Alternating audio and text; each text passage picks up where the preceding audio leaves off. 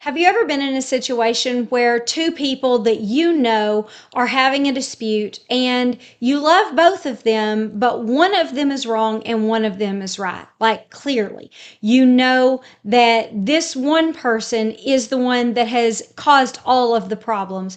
And then you're in a situation, it's like, what do I do about this? I really don't want to take sides. But then at some point, you are forced to. You have no option because these two people have involved you in their problem and you have to take a side. This is like the worst situation to be in because you love both of these people. You don't want to be involved. You wish you could just stay out of all of it, but now you're being forced to take a side. And you know that if you take any one side, that the other person is going to be upset. And maybe one of the people is closer family member to you. Maybe they are a family member and the other person is just someone that you know. I've been in a situation like that where it's like my actual blood family is the one that's wrong and they're married to somebody that's not my blood, but I know them. I've known them my whole life and I love that person too. But if I go against my blood relative, then they're going to be really upset with me and the other person may not even be around if I could just let it go. But it's hard to do that because you know that that other person is innocent. And then on the flip side, you know that the person that is your blood relative is the person that's wrong. And so you're caught between justice and, family ties. And that's the situation that both of Saul's children find themselves in because Saul is wrong and David is right.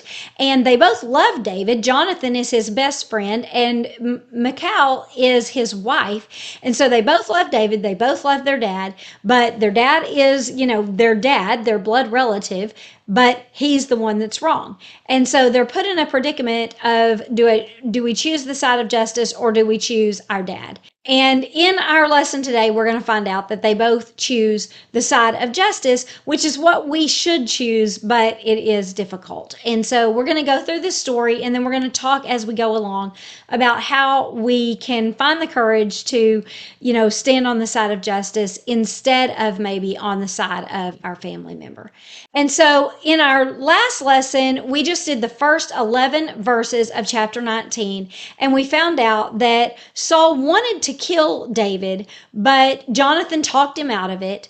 And then he sent David back to war, and David got more and more accolades. And so Saul was done with it, right? He's like, I can't take it anymore. And so the distressing spirit from the Lord comes over him, and he gets David to come and play the harp for him like he always does. But this time, his music is not making him happy, and he impulsively throws a spear at David like he had done previously whenever he was jealous of him.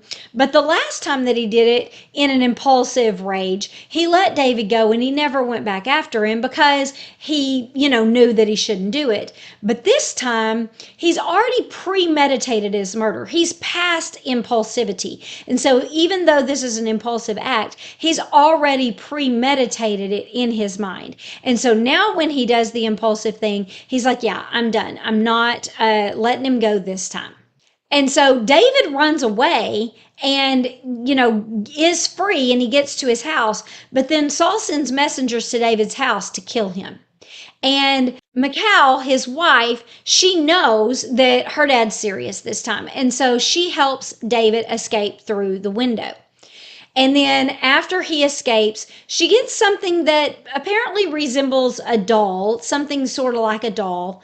And she puts it under the covers of their bed. And then she puts goat's hair on its head so that it will look like David. And when the messengers come to the door, she says, I'm sorry, David is sick in bed. And so the messengers go back to Saul and they say, I'm sorry, David is sick in bed.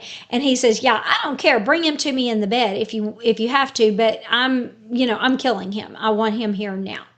And so the messengers go back to get David and realize David's not there, that he has escaped. And when they go back and tell Saul, Saul realizes that his daughter helped David escape. And so he addresses that and says, why in the world would you choose him over me? And she could have done what her brother did and say, he's innocent and I love him and it's the wrong thing to do. But This time, her dad is actively trying to carry this out. Whenever he was talking to Jonathan, he was just talking about it. And so she knows what her dad's capable of, and she thinks it would be better for me to just blame it all on David because he already wants to kill David. And so she just says to him, David forced me. I didn't have another option. And this is a good time for us to discuss the fact that, the author is just telling this story. He is not editorializing. He's not saying, this is right or wrong what his wife did. He's just giving us the details of the story. And so sometimes the Bible is not prescriptive, it's just descriptive. So it's just telling us the story and not telling us, this is what you should do. It's not prescribing this to us. And so we don't need to get hung up on the fact that, whether Michal had done something right or wrong. We don't, she carried this out perfectly. This isn't saying that we can justify lying just to save our own skin. It's just saying that that's what she decided to do at this time. And so the point of the story is what he's trying to get across. And so he doesn't detour to say, and by the way, she shouldn't have really done that. What she really should have done is this. It's like, that's not the point. The point is she stood on the side of justice and David escaped. And so that's what we need to get out of this, not get hung up on the rest of it.